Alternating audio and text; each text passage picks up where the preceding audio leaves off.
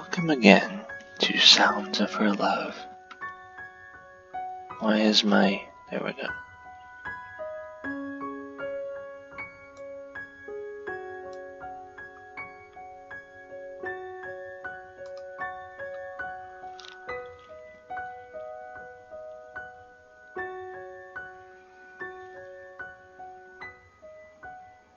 Okay. The chirping of birds, the typical sounds in the morning, wake me up once again as I slowly but steadily prop myself upright and stretch my arms out. The room is still dark, giving a contrast to my attitude this morning. It's strange to think that the first thing on my mind ever waking up is Ceri. Although, given the situation the other night, I really can't help it. Sure, my mind is amiss after Saturday. What with the roller coaster of events which have occurred, focusing on the positive seems to be the best thing to do at the moment.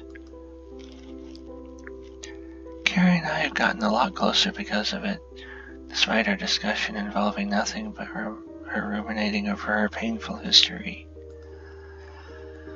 I've made up my mind. I want to help her, so I look forward to being able to see her today. It is a Monday after all. I rise from my bed, deciding now is the right time to get dressed and ready for school. Downstairs, I can hear my father boasting about his business to my mother. It reminds me of my situation, how different me and Ceri really are. Time passes quickly, flowing like a river, guiding me throughout my day. I finish up my business, which involves nothing but a quick shower, brushing my teeth, and getting ready for another day at school. Heading downstairs is the next thing on the list.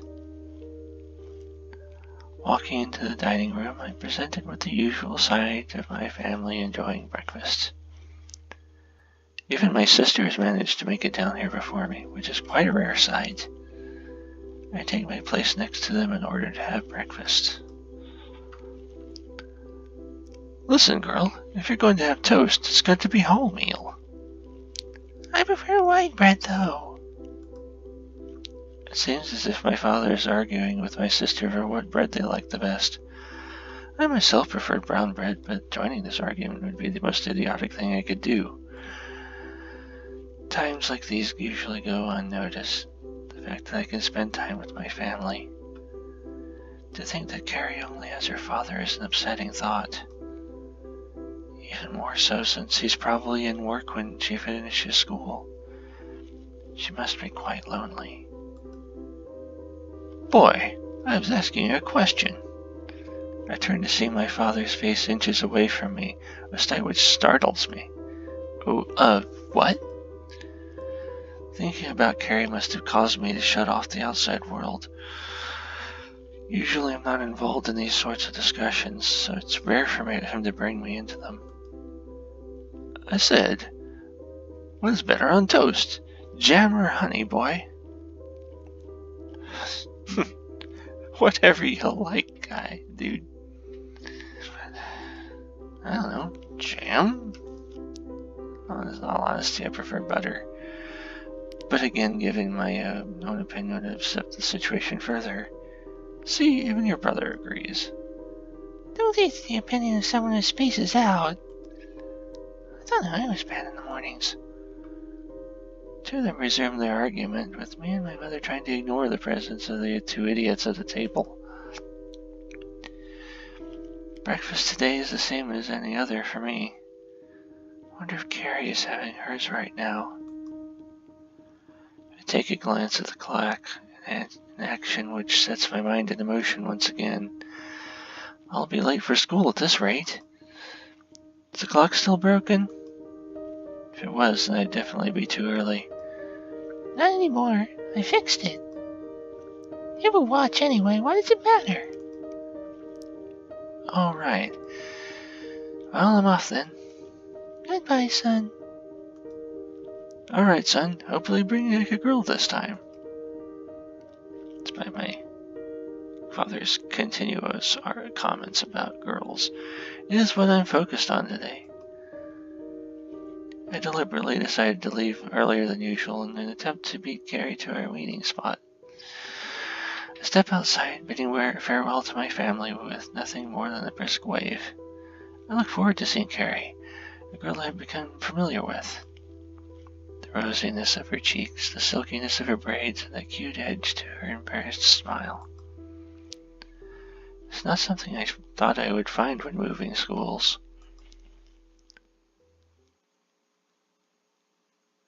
The street is quiet. It usually is around this time. I left just before the rush hour, and recently I found myself trying to get to school a lot earlier than before. Maybe there's a reason for that. And maybe it starts with C. That reason, though, isn't there when I reach the end of the street. This is the place where I first met Ceri, and the place we agreed on meeting each other from now on. Ceri, though, isn't here. Granted, I did leave earlier just so I could be here before her. If I wait around a bit, I should be greeted to the cute sight of her being shocked to see me. Leaning back against the wall, I rub my brow as I take the time to think about the situation between us. On Saturday, I was privy to her life behind closed doors, having to be involved in a dispute between parents over the additional sense of loneliness.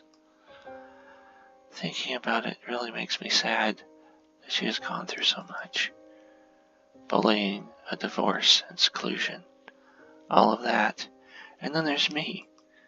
I take a look at my watch, its reflection in the sunlight almost blinding me as I squint to make out the numbers. Time has gone by fast, with the dial telling me that it's been about a quarter of an hour since when we were supposed to have met each other.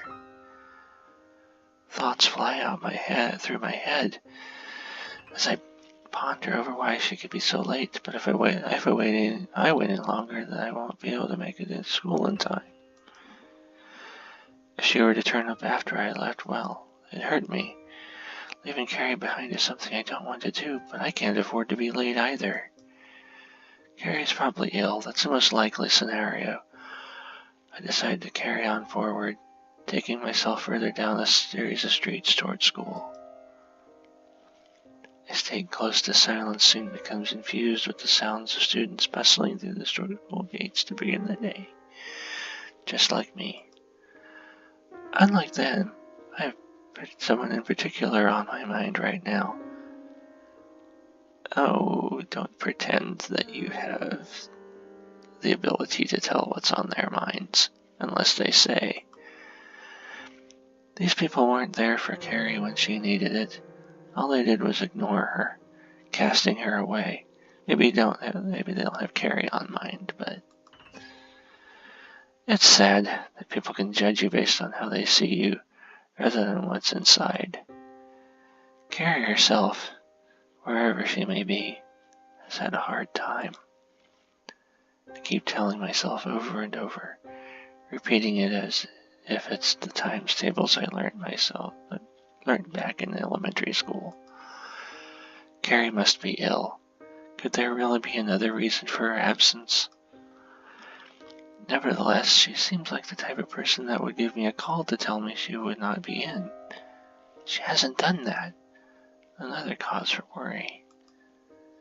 I push forward into the school grounds. It's weird to think that this is only the 7th time I've come to school alone. The rest of the time I was with her.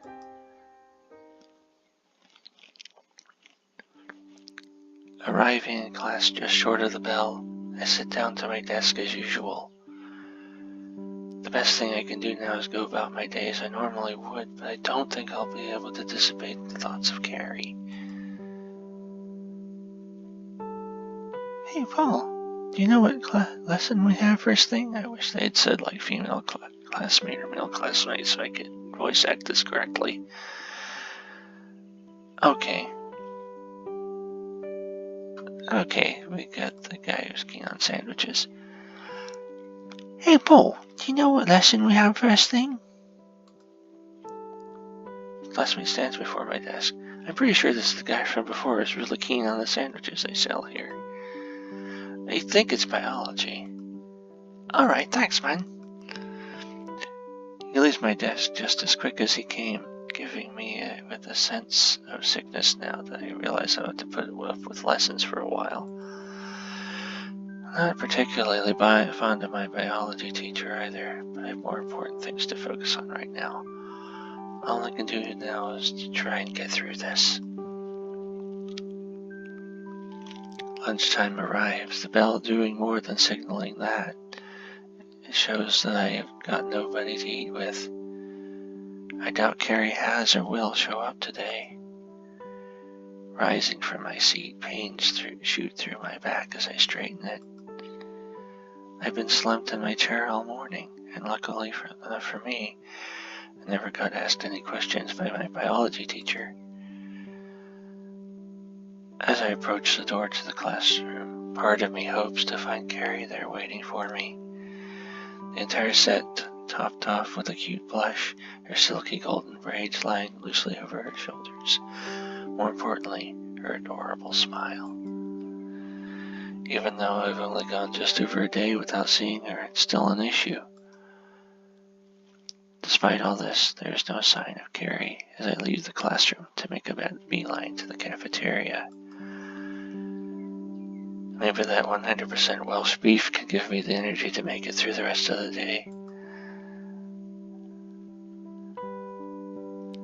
Taking my place in line at the cafeteria, one which is surprisingly short, I idle around waiting for my turn to order. Coming here still gives me thoughts of Ceri. It's where we really got to know each other, not necessarily when everything started. It's because I decided to speak to her on a whim that we managed to get this far. That was only a week ago.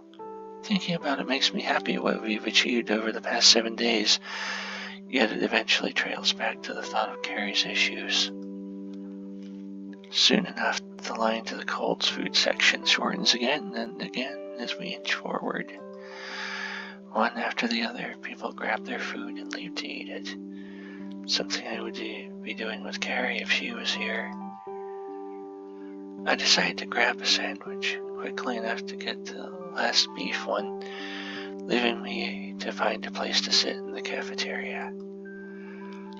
The real problem is that I have nobody to eat with, kind of like how Ceri was. I wonder if she would have approached me if our situations were reversed. With her personality, I couldn't really expect much. Even though she is a kind person, she wouldn't have had the audacity to approach someone she had only met that morning. I decide the best thing to do is to just go back to class.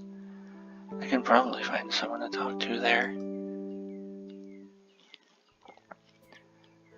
The corridor is empty as I walk back towards my classroom to eat lunch. Most people now would either be in their class or in the cafeteria, so it's rare to see any students walking about at this time. Making my way past one of the classrooms, I notice the door open behind me as someone calls out. Hey, wait, you're Paul, right? I stop in my tracks and turn around to find one of our year's form teachers calling out to me. I think he's in charge of Ceri's class. Yes, I am, sir. Sorry to stop you. I was wondering if you would know the reason as to why Ceridwen is absent today?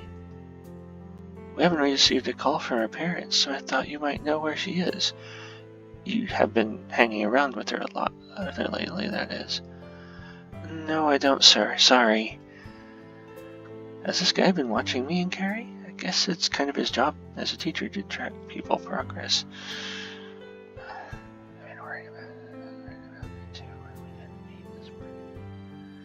It's quite notable that one of the most introverted students suddenly made a friend. But it still aggravates me that he's looking into our business. Okay, no worries. We'll give our parents a call later if we don't receive any word from them. Not sure if this guy knows about the relationship between Ceri's parents. He heads back into his classroom, leaving me by myself in the corridor. The thought of giving Ceri a call myself crosses up my mind as I make my way back to my classroom. Cool air, the sound of cars, and the presence of the local populace going about their daily lives surrounds me. Walking home from school has always been like this. Just time to think whilst I rush to get back so I can go about my own life. It makes me wonder whether things would be different if Ceri had come to school today. We did agree to walk to school together, but neither of us said anything about walking home together. I'm not sure why we haven't. Being able to support Ceri is something I want to do. After what her teacher told me, I really don't think she's ill. Surely her father would have informed the school. They're never too keen on pupils missing lessons. I've had the experience of being berated for it before.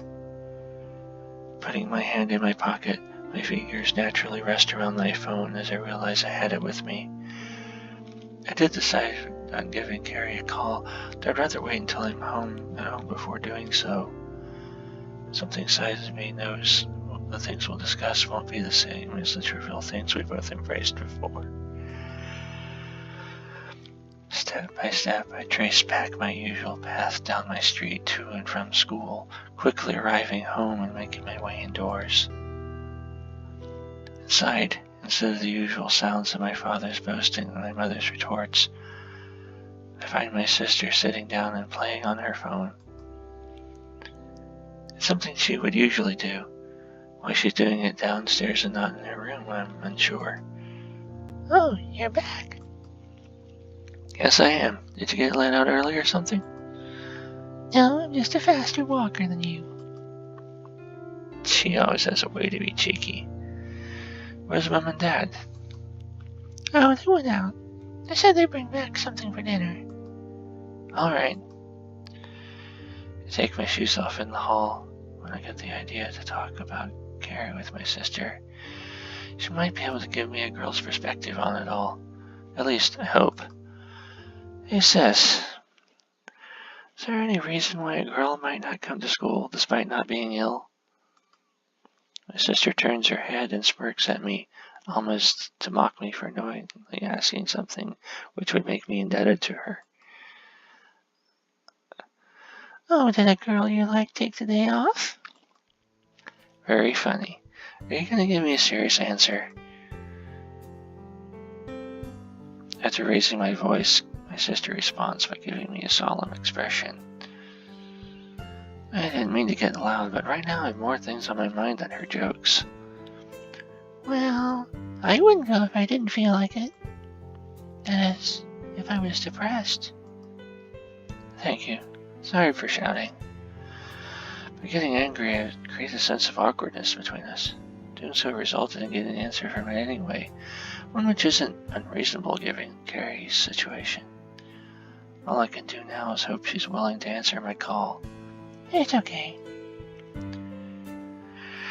Resuming with whatever she was doing, my sister takes hold of her phone, leaving me to part ways with her to head upstairs. Before me is a room all too common, and as always, all too messy. Looking around, I realize this will be the stage upon which I will begin my act to be there for Ceri, a girl who has grown on me so much over the course of a mere 7 days. The sounds of cars resonate through the open window, causing me to look outside and stare back at a melancholic expression. Is that really what I look like? The image is beyond me as I continue to listen to the melodic rhythm of people within the city going about their lives. Here I am hesitating to call someone who means so much to me, someone who changed me. I was under the assumption that after meeting Ceri, I was able to bring her out of her shell. She told me otherwise, but I find myself thinking about how much she has done for me. How much we've been there for each other, neither of us even realizing it. The pounding of my heart acts as a timer, urging me on as I clasp the phone in my hands. All I have to do now is press the button. A pang of nervousness causes me to sweat as my breathing sharpens, unsettling my mind as I continue wanting to get this issue resolved. With an unsteady hand, I make the move to press call. Now it is up to her to answer. The phone rings, taking slightly longer than I expected to if Ceri really felt like talking. It can only be assumed that she's at home. If the phone was anywhere near her, then she would have answered it by now. The ringing stops abruptly, causing me to feel a sense of relief which is soon washed away when someone other than Ceri answers the phone. Hello? Who might this be? At the other end of the line is Ceri's father. I don't know many parents who would answer their child's phone, but at least I can talk to him about ask him about Ceri. This is Paul. Oh, that's right. You were over here the other day, weren't you? I'm sorry about what happened. I don't usually get so worked up, but there's a lot of things going on right now. All I can do is apologize for making you witness it all. I can understand. How's Ceri doing? She wasn't in school today. I thought you might be cooling about that. You're a good lad, you know.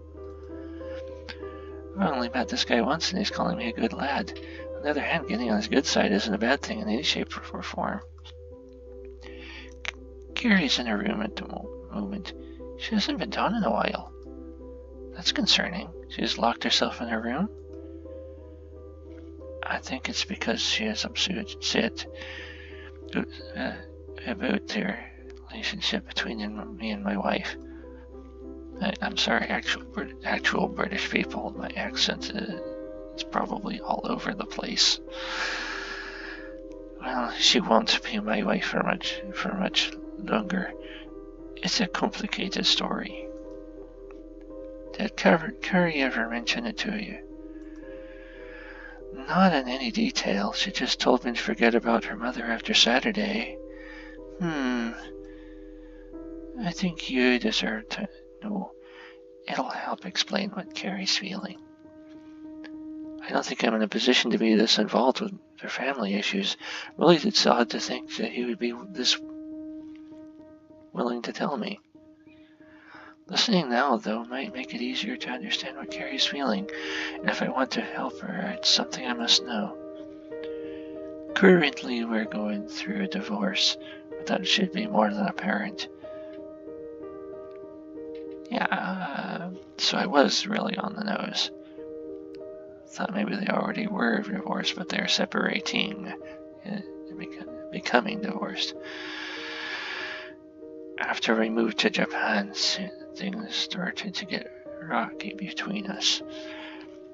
My wife decided to go on holiday back to Wales. The real intention was to get back with her ex-husband. He eventually caught wind of it after one of my friends spotted them together. She stayed there, but at the same time filed for a divorce. It's a complicated process when you're dealing with two countries. I was told yesterday that she also filed for custody of Ceri. What? Does that mean Ceri would also return to Wales? Yes. She's been upset since she doesn't want to leave. She thinks she has too much here that she would lose if she went back. It's not just me she'd be away from. The reality is too hard to comprehend. A sheepish girl faced with another challenge in her life. Having to leave behind her father and her friend in order to go back to live with a mother she has no fondness for. I knew from the beginning that I wouldn't be able to do anything. Being there for Ceri still won't change the outcome, though I won't resist doing so. Right now she needs someone there for her, even if it'll end up hurting both of us. If you want to speak to Ceri yourself, you're welcome to come over anytime. But I'm not sure how receptive she'll be about it. It feels wrong if I don't at least try to get my voice through to her. Even if she turns me away, I just want her to know that I'm here for her. To know that, despite the pain, the people most important to her will give back everything in return. That we care for her. That I care for her. Do you think I'll be able to come over today? I don't see why that would be a problem. Though, like I said, I'm not sure how Ceri will react. Her reaction right now is written really stable. All that matters to me is how she is feeling, which I know is far from good. I want to reach out to her. Alright, I'll be over shortly. Goodbye. In a rush, I hang up on Mr. Irwood without giving him the chance to respond. Wasting time isn't an option. I need to get there as soon as possible. Heading downstairs, my footsteps resonate throughout the house, causing my sister to give me a bewildered look. Luckily enough, she doesn't give me an issue and goes back to using her phone. Passing through the hall, the door opens before me, revealing my parents home from their trip out. I don't have time to make conversation, so I slip past them at the doorway, both of them giving me the same bewildered look as my sister did in the process. Where are you off to, son? I'm going to a girl's house. Upon hearing that, my father contorts his face in surprise, finally leaving me with a proud smile as I set off to make my way down the street. All I should focus on is being there for Ceri, a thought which drives me as I race my way to her house. Darkness fills the path towards Ceri's house. Spare the street lamps which guide my course toward it, a long and widening one, in a metaphorical sense, that is. This week is provided with countless ups. I guess it's time to face the downs. Knowing that Ceri is hurting makes me feel bad myself, something which I've told myself over and over. My emotional attachment to her is a big thought. Ceri Street is short, so it's easy enough to find her house. It saves me the time of looking for it in the darkness of the ever-looming night. The adrenaline within me pushes me farther toward the door of her house. It's not necessary that I feel that controlling these emotions would be a bad thing, on top of the difficulty to do so. It's Ceri's feelings I want to prioritize right now. Getting here as soon as possible helps me do that. My knuckles face the wood of the door repeatedly as I eagerly wait for an answer. I can see movement from inside, that of Ceri's father, as he soon comes to open the door. Wow, There's a bell outside. I can see it next to the gate, like there, I guess, normally is. He went right through the gate and gate to the door? Okay. Good evening, Paul. I won't keep you stopped for long. Ceri's room is upstairs and to the right. Keeping things brief, Mr. Herbert gives me directions to Ceri's room, despite me already knowing them. I don't know how well it would sit with him if I told him I'd already been up there, so I just thank him anyway. Thank you. Sparing no time, I rush up the stairs as careful as I can. Wearing socks and trying to race up there would be really regrettable if I were to slip. Though being too cautious also seems like a bad idea as well. The only thing I should be caring about is Ceri. Following the same path I took only days ago, Ceri's bedroom door stands before me, the gateway to a lonely, downcast girl. Knocking on it gently, my heart continues to pound in my chest as I wait for a response. And I am going to make you wait for a response. I will see you next time.